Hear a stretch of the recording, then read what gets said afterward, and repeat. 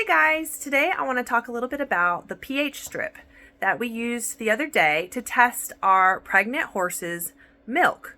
So this is testing the acidity of her milk, and I believe the more acidic it is, the more likely she's to foal sooner. So when the pH strip hits about 6.4, there's like a range. I think mine go from 5 to maybe 9.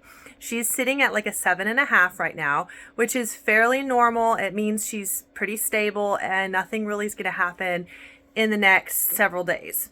Once the pH drops to a 6.4 or lower, you have like a 72-hour window where there's like a 97% chance that that foal is going to come within the next 72 hours. If the pH is significantly lower than 6.4, you probably have a much smaller window.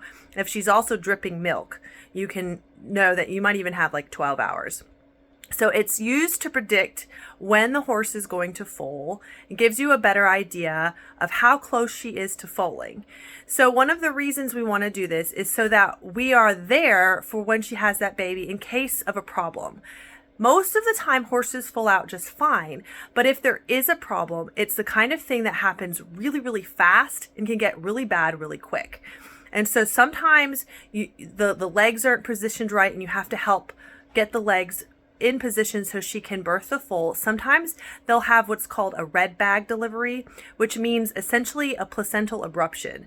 So the placenta gets birthed before the baby and it essentially suffocates them. And so if that's the case, it's the kind of thing where I would literally have to help pull that foal out as soon as I possibly could to keep that baby from dying. And so we want to know, how close is she to foaling? Do we need to keep watching her through the night so that we are able to witness the birth in case of an emergency? And that way we can get help for her and we can be there to assist her if necessary. She could go anyway. She could go without us being there. That's very possible. But this gives us a better chance of being there for the birth and of knowing her, narrowing that window down of time of when she's going to have that baby. And so we take just a tiny little bit, a little drop is all. The first time I did it went a little sideways. She sprayed it everywhere. But generally speaking, you take just a tiny little drop. You're not taking a bunch. You don't want to use up all her colostrum, just taking a tiny bit. It also helps get the horse used to having your hands around her udder. If you need to assist with that foal when they start to latch on and nurse, you're there, you're able to handle that mare.